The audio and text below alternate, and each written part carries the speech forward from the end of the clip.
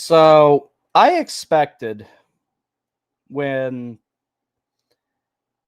the gold medal game, I definitely expected, considering the climate of everything right now, I definitely expected a higher than normal amount of, I don't want to call it discourse. I don't want to call it arguing because arguing sometimes can serve a purpose. Um, there has definitely been an increased amount of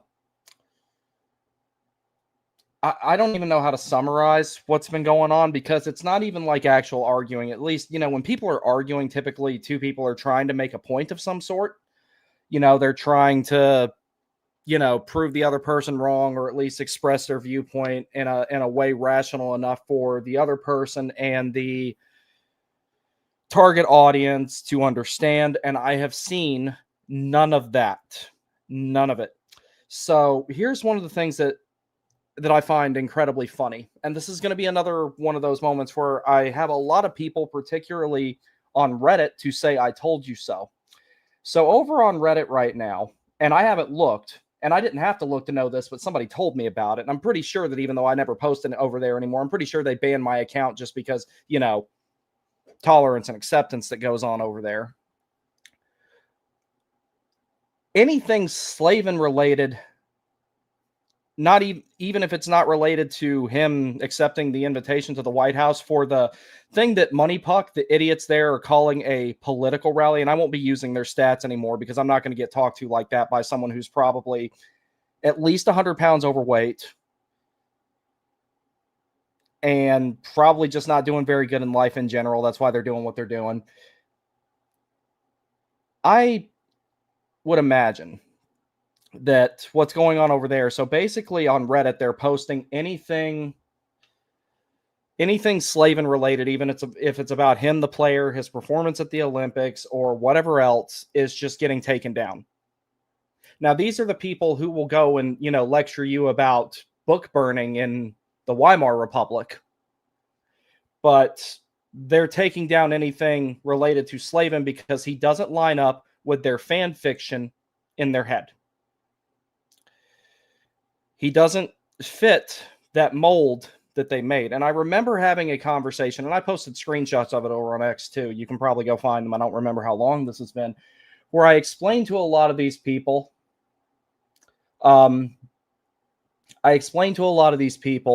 that you're concocting this image of these players in your head. You think that they're just these perfect, morally compassed people that turn into something else when they play hockey, and then they immediately turn it off when it's over. Well, professional athletes are not like that. You know who else isn't like that? Anybody.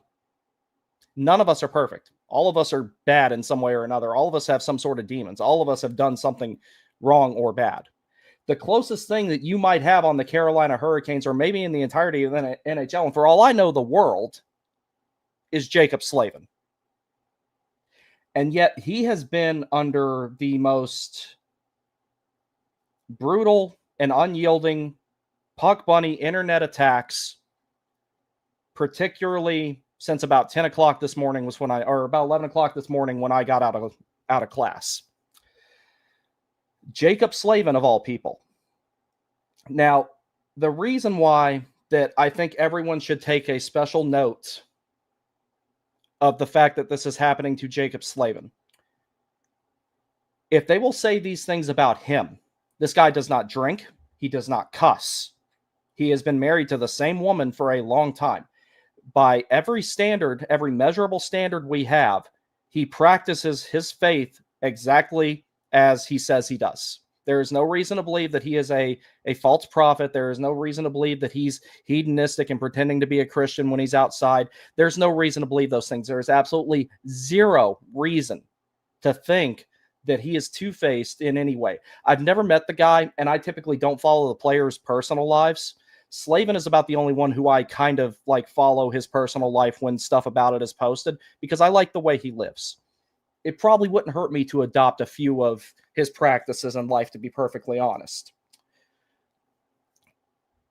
I care more about what he does as a player, obviously, but for all intents and purposes, he looks as advertised that he is the person that he portrays himself as. And of all the people in the National Hockey League, for you to get pissed at, and I'm not saying anybody in this audience because we don't have that problem here, but of anybody in the National Hockey League to get mad at and say that they don't have a moral compass, or that they don't practice what they preach, or that they're not a good person, because if there's a good person on earth, Jacob Slavin is well within that spectrum of being that. If he's not as good of a human being can be, because he's made money, it does not appear to have corrupted him in any way. He has status. He still is faithful to his wife and loyal to his family. He has used a lot of his wealth to help stopping trafficking of children, particularly, and part of the reason why the Philippines is one of the targets of that is because the Philippines is one of the worst places for human trafficking on earth. The Philippines and South America are by far the worst. Look it up. This guy has done nothing but dedicate his life and money and everything else that he has earned through playing hockey to God and to those around him. If you are finding a way to be mad at Jacob Slavin over this, you really, really need to reevaluate your life. You really need to reevaluate how you think. And I'm not telling you that for anybody else's own good. I'm telling you that for yours. I've never been to the extent of hatefulness that I think a lot of these people are, but I can tell you, and anybody who knew me in my early 20s, or anybody who knows me personally now that I've been able to sit down and talk about this stuff with, if you knew anything about me back then, I was one of the most bitter, hateful, angry people on earth. And it doesn't do anything to harm anybody except you.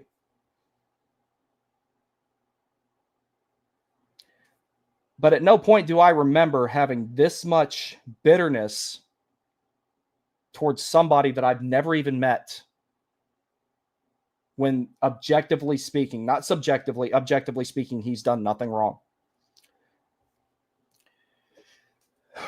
Now, that being said, let me get a drink of this because I'm going to be talking a lot here in the next couple hours because I'm doing another stream right after this.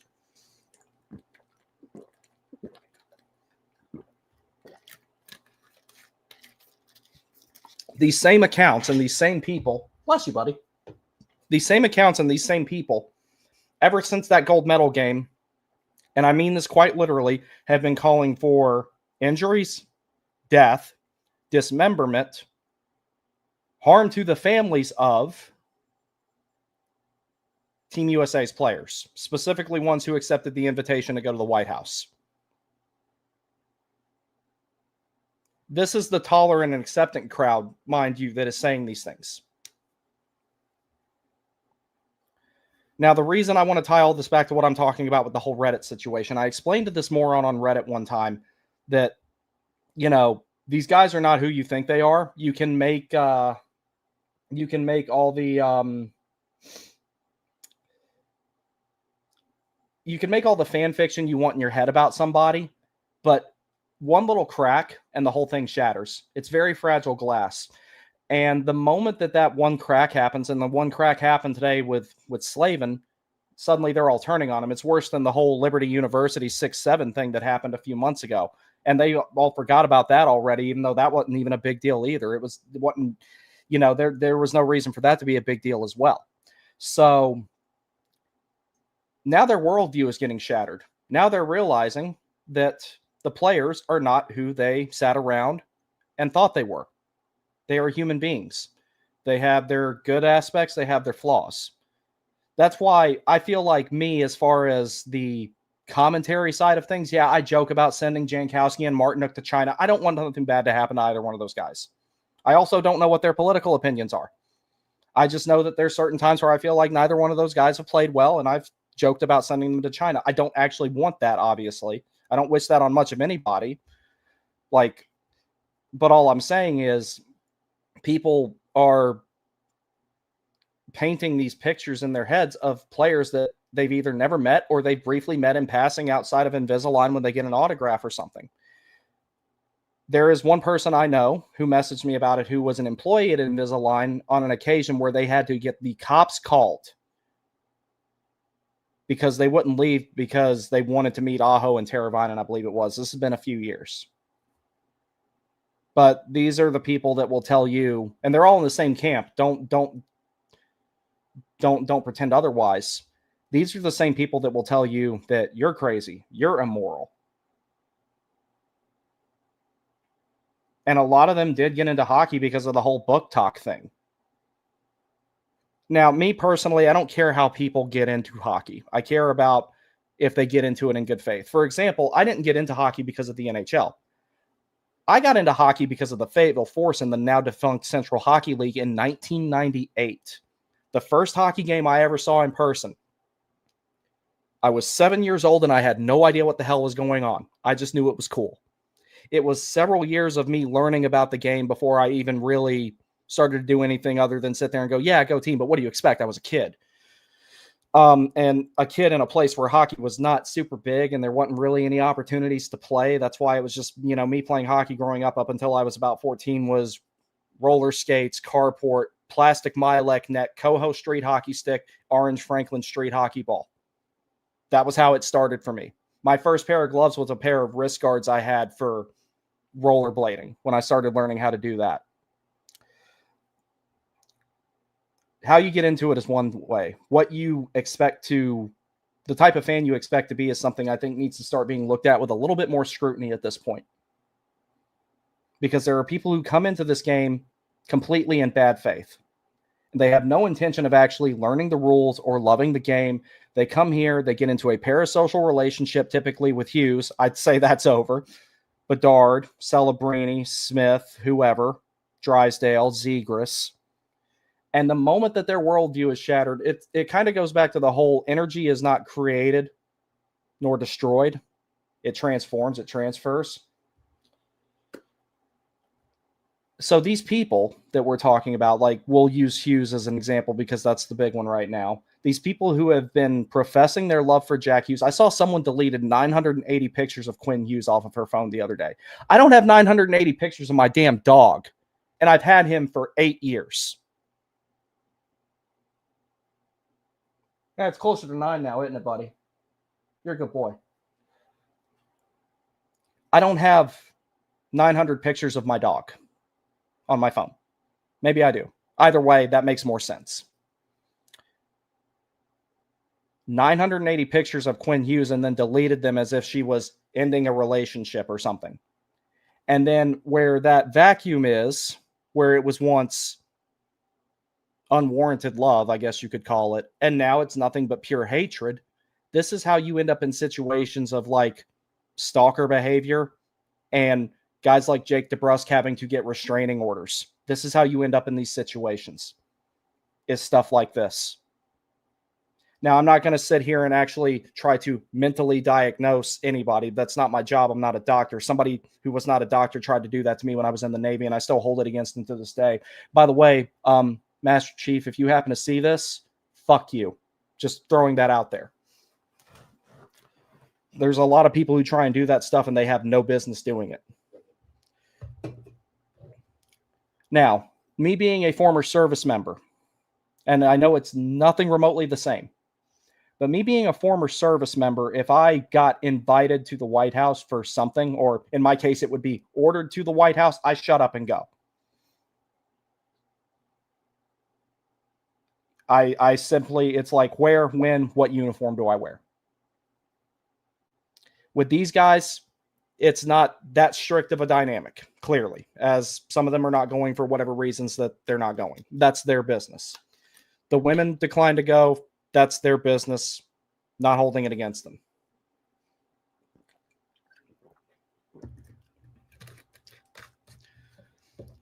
But it has nothing to do with who is in office. It has to do with the office. It's about respecting the office itself, not necessarily the person who is holding it. So, when you get told to do something like that, in their case, they could politely decline, but in the cases of most, you can't. You go, you do it, you leave the politics out of it, you acknowledge that the head of state is acknowledging your accomplishment, and you go on about your life. I would like to think that if Kamala Harris won the election, that the circumstance would be absolutely no different and that she would be inviting them regardless of whether the State of the Union was occurring tonight or not, because it typically occurs sometime in January and February. A little history lesson for our friends over at Money Puck who think that tonight is a political rally. The State of the Union has been given annually typically in January or February since 1790. I didn't even have to look that up. Most Americans know that. It literally happens every year. But yet you have the audacity to come and insult my country on the basis of things you know absolutely nothing about. And that's the other problem with all this. There are a lot of people who were strictly I don't understand this concept. That were strictly cheering for Canada. Americans that were cheering for Canada just because of who the president is. They didn't vote for the hockey team. They voted for the guy who's in office. Those things are, minus the congratulatory parts of it and them attending, being present at the White House for the State of the Union. Those things are completely mutually exclusive. They have nothing to do with each other. The voting records of each one of those players has nothing to do with anything. It is completely irrelevant. We don't really have a barometer considering the NHL players were not at the last two Olympic Games, the ones in Beijing and the ones in Korea. And they didn't, and the U.S. team had zero chance of winning gold in either one of those anyway, but that's not the point. What I'm saying is that me being a service member, a former service member, I understand it, and I think that these hockey players had a pretty good understanding of it. Whatever your feelings are, the ones that chose to go to the White House, whatever your feelings are about the head of state, whoever's in charge of you, for a situation like that, you put those aside, whether you like them or not. At that point, it's about the representation of your teammates and the nation, primarily the nation. What upsets me about this more than anything, with all the bad things that have gone on in this country the last few years, you would think that this could be a time where we could have something that we could all be happy about, that we could all cheer for at the same time, and just put all that stuff aside. Put all that stuff aside for one damn hockey tournament. 6 games. Forget about everything. Just remember that we are still a intact sovereign nation with a intact culture, full grocery stores, clean drinking water, constantly working electricity, internet, all the amenities that a first world country could ask for. It's got its problems, but trust me, there are way worse places on earth than this one. We couldn't just stop, not even long enough for the damn gold medal game, and all cheer for the same country. I understand people having their sympathies towards Canada because they had players over there that they liked. There was a lot of Canes fans that wanted Canada to win because of Jarvis. That's fine. And I love Seth Jarvis. I really do. I'm a fan of him way, not in a Booktok way. But I'm not going to cheer for Seth Jarvis over my own country. I'm sorry. And I would hope if Seth Jarvis heard me say that, he would understand. And I imagine he would. That's one thing. But people actively cheering against their own country just because they don't like who's in charge. Maybe I'm just wrong because I can't understand those things. I wouldn't say I'm wrong, but I think differently, I guess would be the appropriate term. It's actually really, really upsetting to me to see that.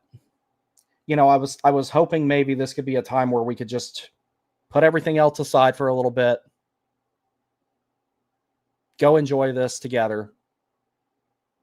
And we couldn't even do that because they had to make it more than a hockey game. And if you think stuff is bad in this country right now, I know that there were me and a lot of other people, especially ones that cheered for the country that they, are from, who watched Miracle the other night. I watched it the night before that game. And I think people forget how turbulent a lot of time frames were before the one we live in now. Yeah, this one has its problems, but we'll just isolate it to Miracle, for example. There were times where you could only roll up and get 5 gallons of gas because they had to ration it around that time frame. The whole Iranian embassy hostage-taking crisis thing. Soviets invading Afghanistan. Cold War still pointing nukes at each other.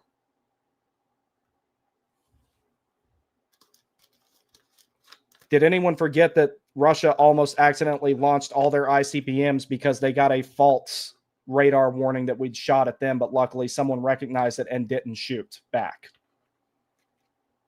And I believe that was in 1964. I want to say that took place.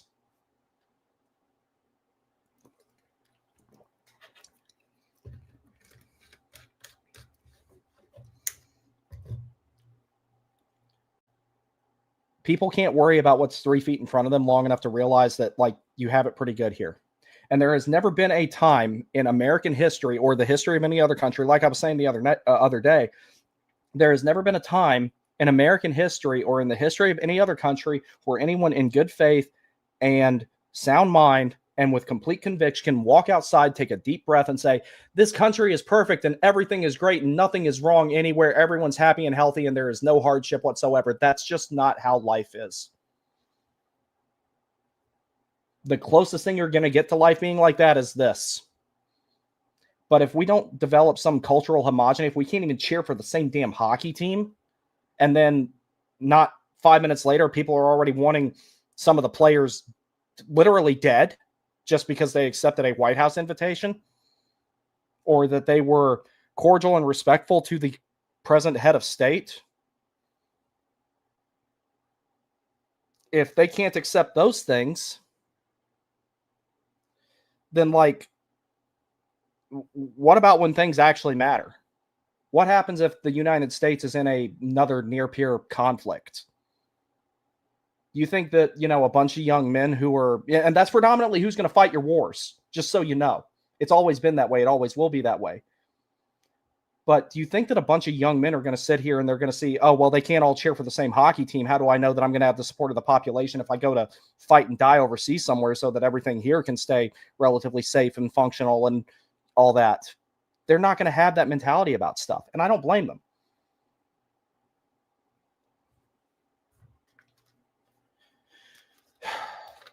But the behavior I have seen online by these people, what I want to know is how did they get this way? Why didn't their parents tell them that none of this was okay at any point? I understand if you come not equipped to know that things like this are wrong, but at what point did somebody pull you aside and say, hey, knock this off, this is wrong because of explained reasons why?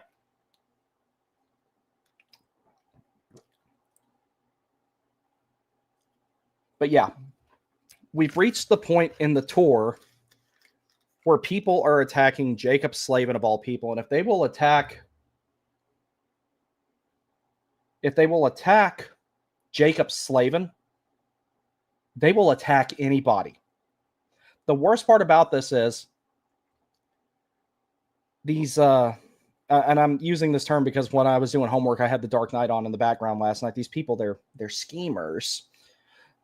The thing about it is, you think that maybe they'll go away. Maybe they'll find something else. Maybe they'll all gravitate completely over to F1 and stay there, and it's trash racing anyway.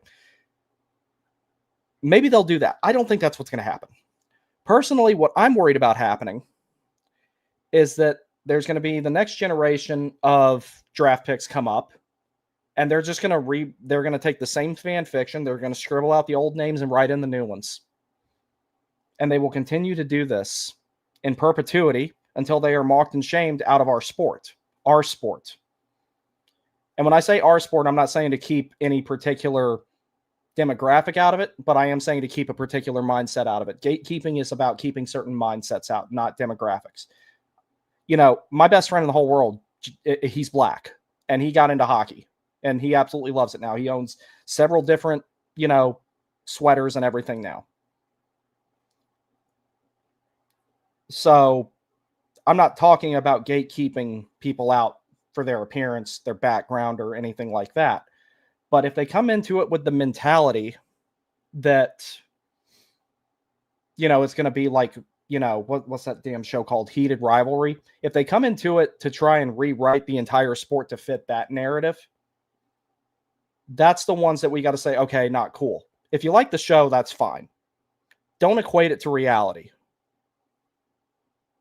because that's just not the way it is, no matter how much you want it to be.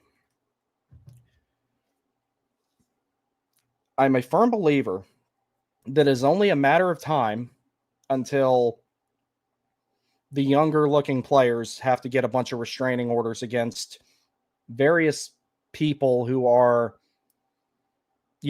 men, women, varying ages, all that type of stuff, who have this weird fetish culture going on about them. And that's what it is. We've already seen the Jake DeBrus thing. Evander Kane had the restraining order against his ex-wife. I don't really count that, though, because they were estranged, but they were not strangers. I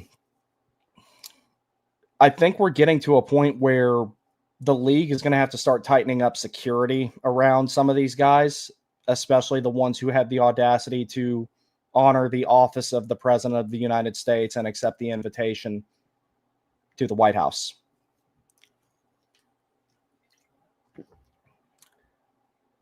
Kind of at that point now. Lay down, buddy. Now, here's one thing I do want to talk about, because I've got about 15 more minutes and I got to kill this. I got to clip some Nadeau footage, Bradley Nadeau footage, and get it ready for the stream Matthew and I are going to do later. And I'll get to the comments before I call it a night, as many of them as I can anyway. This Puck Bunny Booktok thing is actually nothing new. This is something that's just now starting to manifest, though. Now, what I mean by that, I was witnessing this sort of behavior. Let's see, I'm 35 now. Fire Ants started in 2005, I want to say. 2004. I want to say it was 2004, because the Force folded in 2002, and then the Fire Ants came up in 2004. So one of the coolest parts about minor league hockey, and part of the reason why I like it more, I mean, I'm partial to it because I grew up around it. I didn't go to my first Hurricanes game until, I want to say, I was 19. The first time I finally got to go to a Hurricanes game. I went to many SPHL games, though, in many different buildings. Of course, the Crown, because I grew up down there. Winston-Salem, where they had the T-Birds now. They had an SPHL team in there at one point. Or Thunderbirds, as they're called now. They were the T-Birds back in the SPHL. PD, which is now getting an FPHL team. They've got a team again in that, and there was an SPHL team there. We went there a few times. Augusta, I think I went when they had the Riverhawks. Yeah. So I went there. I went to a bunch of different SPHL barns, Roanoke being another. Or not Roanoke. Yeah. No, it wasn't Roanoke. It was the one year the Richmond Renegades were in the SPHL after they were done being an ECHL franchise. I do remember times where we'd go to the meet and greets that they had at the Crown Coliseum. If you've ever been in the Crown Coliseum, I want to say it's above 102, 103, something like that. You go there, there's the smaller bathrooms that are on the South Concourse, I want to say it is. There's the Dip and Dot station, and then to the left of that, there's the Pretzels, and then to the left of that, there's a one of those kiosk in the wall type of things where they used to sell merch, and now it's a little bar. Last time I was in there anyway. I haven't been to that building in a minute. I need to go back, though, because like I said, I love minor league hockey. And then there's these big glass doors there, and when you go through those, you walk in this carpeted area, and then there's an escalator up to the top level there. That's where the meet and greets used to happen after games. I don't know if they do them anymore, but when I was a kid, those were habitual things. I have so many things. Okay, you know what? Actually, I'll grab this. Hold on.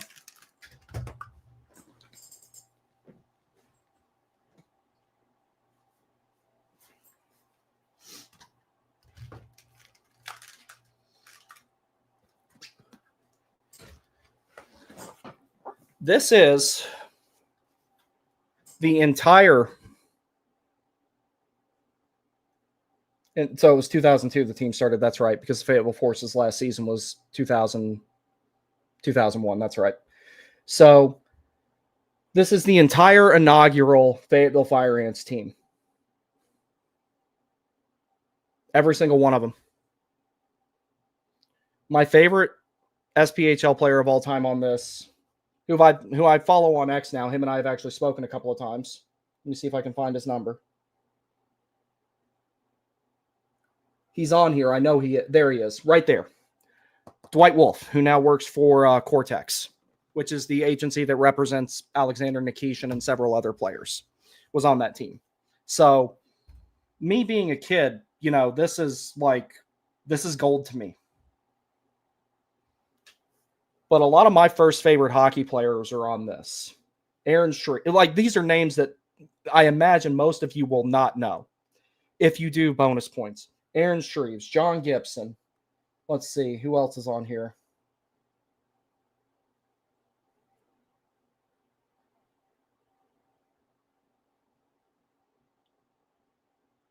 Matt Shannon, Jeff Derwin,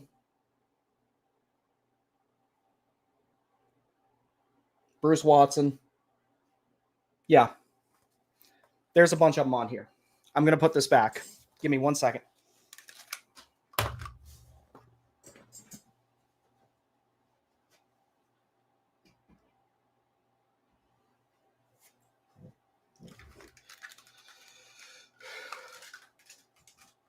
So now that I've demonstrated how far back, as far as time goes, with my experience with this goes, because I remember everybody on that team, I just can't recognize all the signatures. There were times where we would go to those meet and greets, and there were times where people had to get escorted out because of the way they were acting around the players. This was predominantly women, predominantly ones in their mid-30s and mid-40s. Occasionally, there would be a younger girl there that would get a little out of hand, that was like in her 20s. But typically, that wasn't a problem. But there were several occasions I remember over the course of several years from then until I left home when I joined the Navy in 2009. There were several occasions where they had to escort people out because of how they were acting around the players. And it was very similar to how the ones online have acted pre Jack Hughes and Quinn Hughes saying positive things about the United States of America. That's all it took. The crumbling of Booktok begun because of that. The most docile statements you can imagine. Nothing partisanly political about it. Nothing, But these people, they look for paper dragons everywhere they go. And the thing about slaying paper dragons when you're bloodthirsty, you never draw blood from them. And that's what they do. But this whole thing of the weird obsessions with hockey players, and that's I don't know how long the puck bunny term has been around, but that's when I started hearing it. Back when I was a kid back then.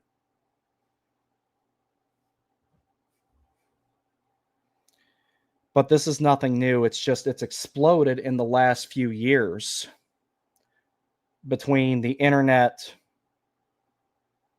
and other forms of media that have enabled this thought process. And so many people have shown up with that mindset.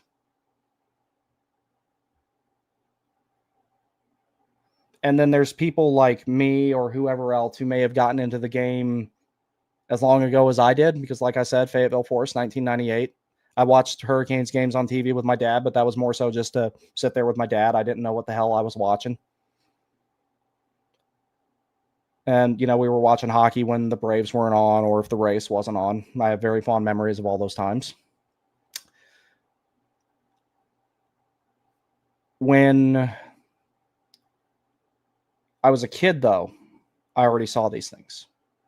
I would occasionally see people bring signs to games, and it would say something like, I heart whatever player. Nothing wild, compared to now anyway. The most wild sign I ever saw was someone held up a sign, Rob Sitch, who used to play for the Fire Ants, and he's considered, he's like the greatest SPHL player in history, if you ask me. I'm not just saying that because he helped the Fire Ants win their first and so far only championship. Someone held up a sign at a game several times at several games where it said, I want to score with number 67 because that's the number that Rob Sitch wore. Never heard anything crazy about it until when they brought the trophy back because they won it in Jacksonville. In a 5-game series, they won it in Jacksonville. They brought it back. They melted. They melted the ice at the Crown, and we're all there at the ceremony. They won in 2007, year after the Hurricanes won the Stanley Cup. So that's another reason I want the Hurricanes to hurry up and win the cup, so the marksman can win another President's Cup. And he was on stage, and needless to say, the majority of these guys were just absolutely blasted drunk. They were just out of it. And they've got the stage set up in the middle of the Coliseum where the ice normally is, where center ice normally is. And he's sitting there, and he's like, okay, so I got one last thing. He's sitting there giving his speech and everything. He says, who had the sign that said, I want to score with number 67? And everyone just started laughing and cheering and jeering and having a fun time with it and everything. And I don't know if that person wasn't present or if they were afraid to hold it up or whatever. But as far as I know, nothing ever came of that. I left home a couple of years later and never heard much of anything else about it. So, but yeah, all that is suffice to say is that this is nothing new. It's just now the internet is a force multiplier, and you either bring a positive force or a negative force. In their case, they bring a negative force. They are a net drain on the game, and they have the ability to be a further net drain on the game because they can just take one of these, write out whatever stupid thought comes into their tiny little brain, attach a picture of, I don't know who their new poster child is going to be now that they hate the Hughes brothers, but they attach a poster child to whoever it is. They post it. And then normal everyday people, regardless of what their political backgrounds are, call them out on it. They turn the comments off, and then they call you racist. And that word and the ones like it, all the other istanisms, have been used so much that if someone called me one now, I'd just be like, so we disagree about something?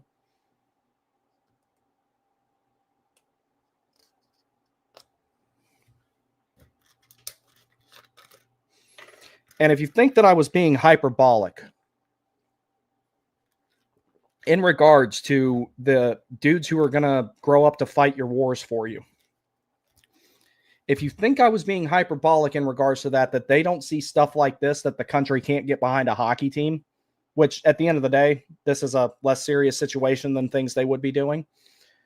But the men who are going to go fight your wars for you, build and maintain your infrastructure for you, do stuff like that for you, they see this, and then they're like, why would I enter society? I'm going to be hated regardless. There are wider, longer-reaching ramifications for this type of mentality. Maybe America can defy the odds, and I hate to tie this into a hockey game, but this is all the signs of a dying nation. No cultural homogeny, sky-high prices. There's a lot of bread and circus stuff going on. Not so much with hockey yet, but the NFL has kind of turned into that. The MLB kind of has too. Thank you, Los Angeles Dodgers.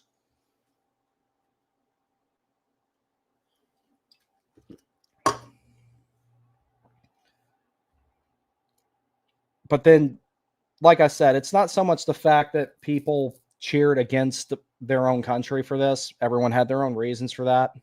I don't understand the concept of cheering for a country other than your own just because you like players on it. I just don't get that. Maybe I'm old school. I like Seth Jarvis, but I'm not going to cheer for Seth Jarvis over my own country because, predominantly, I like Seth Jarvis more than everybody on Team USA except for Jacob Slavin. If it was Finland and Canada, I'd probably cheer for Finland just on the basis of Aho, Teravainen, etc. Heiskanen, I like him too. I like most of their players more. But at that point, it's just kind of like I have a very small dog in that fight. That's more so I happen to like one country a little bit more than the other. I don't wish ill on either one of them. But in this case, this was not just, nothing here was done in the spirit of competition by these people. This was legitimately malicious. And if you need any further proof of that, just look at how they acted, especially after that game was over. Now, there's one other thing I'm going to say, and I might piss some people off with this, but I'm going to be real with y'all. I've never watched the PWHL, and I probably never will, but I definitely made sure that I was sitting down watching the women's game against Canada, both of them. And if you want women's sports to be popular and get visibility on it, and specifically to hockey, I think they should be allowed to hit and have to wear visors, personally. You know, give them the same rules the men have. I'm good with that. That aside, if you expect for the visibility around women's hockey to grow, do not be surprised when people say things about them that you don't like. That's the nature of sports. That's the nature of just about anything nowadays. But if you're going to expect that sport to gain popularity, people start watching it, and, you know, there be more visibility of it, more fans, more revenue, people are going to say mean things about other players. Now, of course, there's lines, like there is with everything. I think enough of us are on close enough to the same wavelength to know, okay, this is too far, this is not. But if someone says X female player sucks, you're kind of getting what you asked for. You're getting visibility on the game. You're getting people to watch it and take the time to consume the product. You're getting them invested in it in some way or another. That's how you grow it.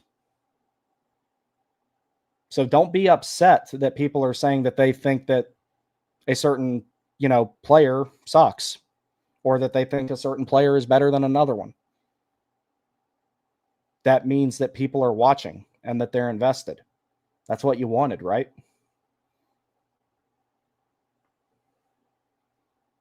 Yeah, there's a line. But you can't have the participation trophy mentality and it be a professional sport that's taken seriously at the same time. They're not all winners. If everyone wins, nobody wins. And there's no point in even playing. So those of you who wanted a larger fan base for women's hockey, more power to you, but be prepared. There's going to be heat, criticism, and bad things said about the players. It's what happens in, you know, regular old NHL and everything else. You cannot have your cake and eat it too in that situation.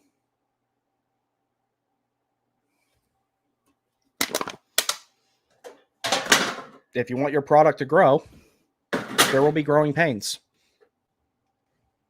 But you can't white knight every single time that somebody says something that about a female player that's not that, you know, a gross misconduct of any sort, and then just totally gloss over it when they say something similar or exactly the same about a male player. If you want it to be taken seriously, that type of discourse is going to be had.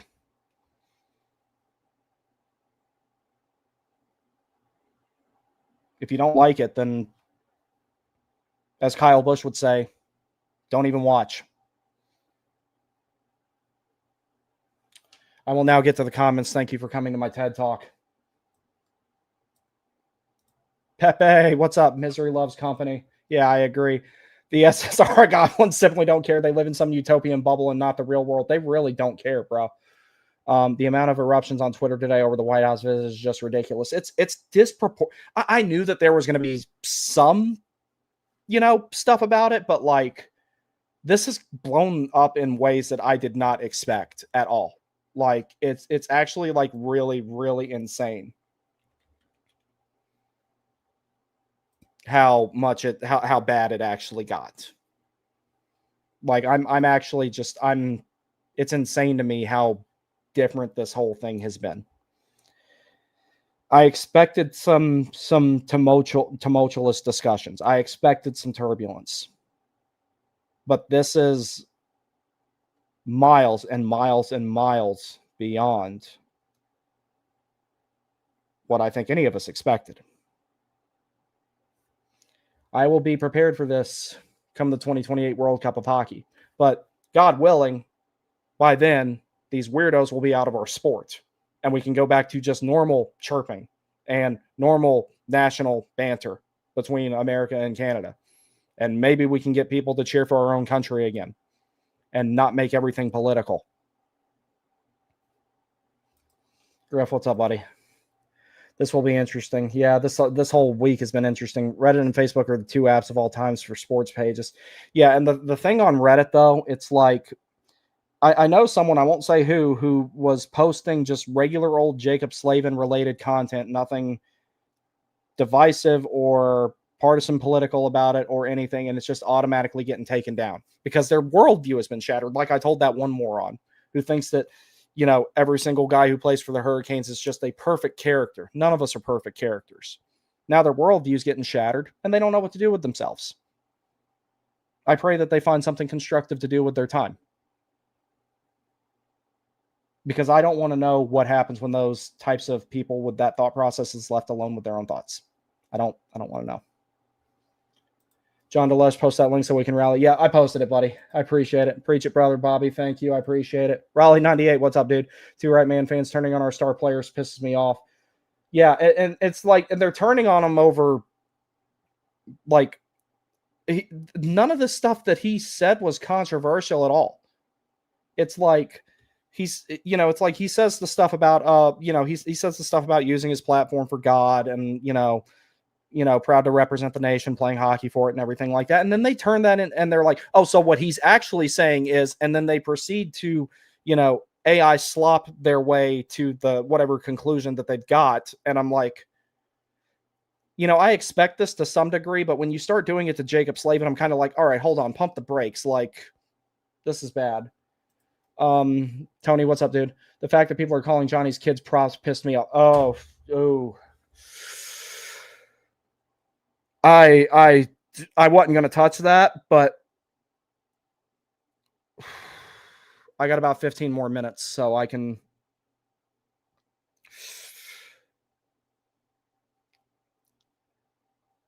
I thought about. I'm trying to not touch that because that probably infuriated me more than anything. Absolutely infuriated me more than anything.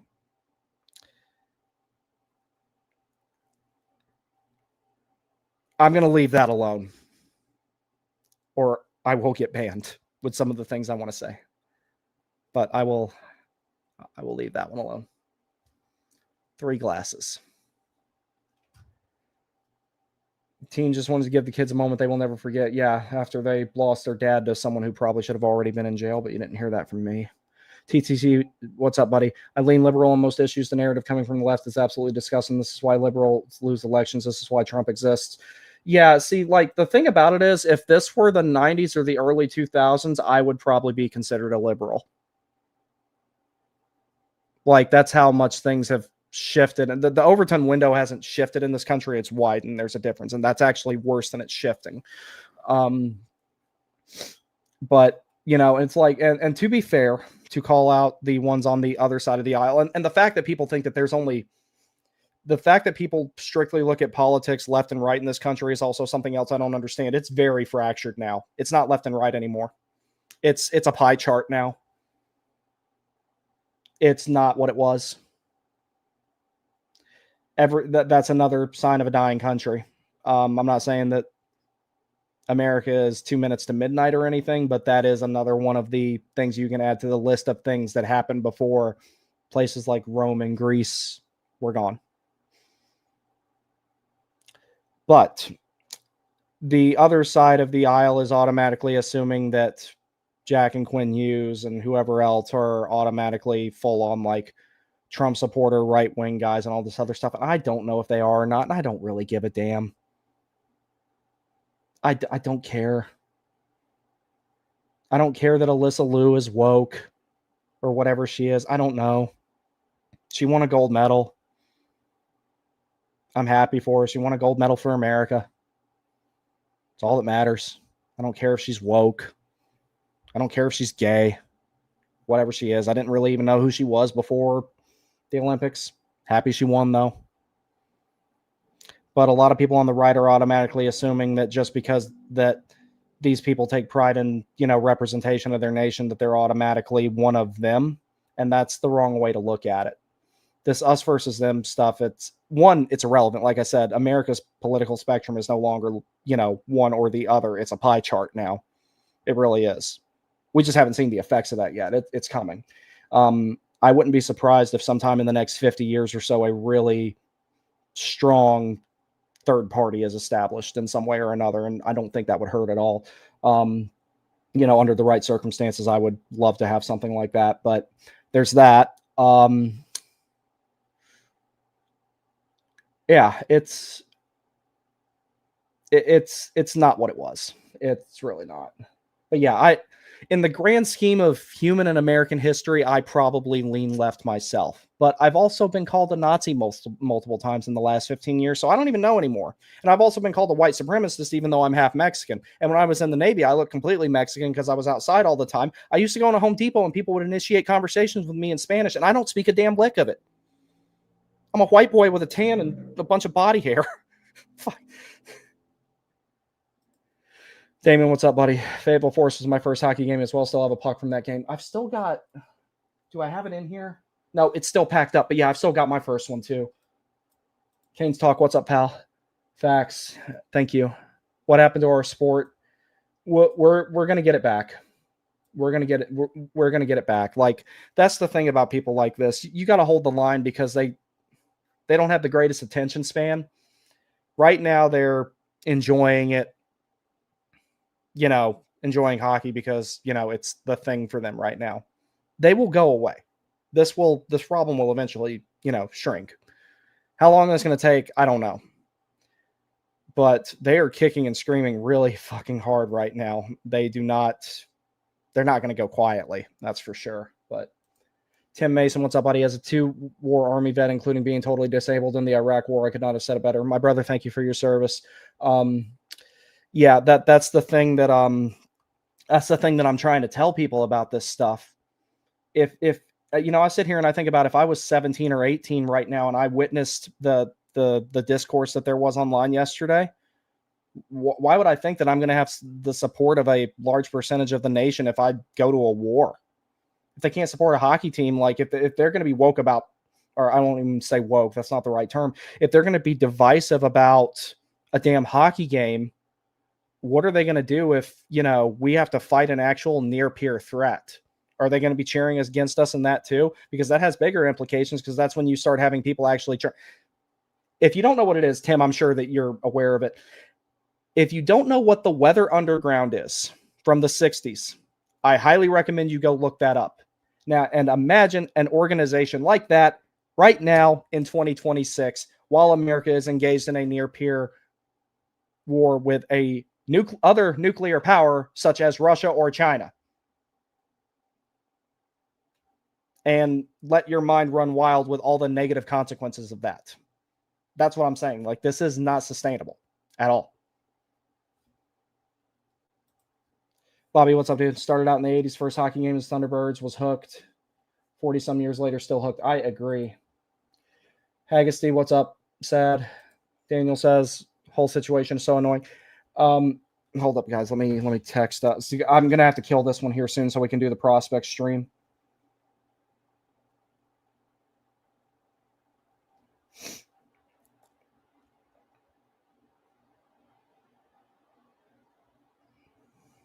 Okay.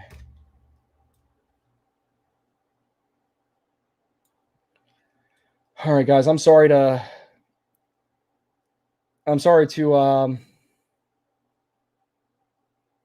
cut this short, but I do gotta bring Matthew on so we can get ready.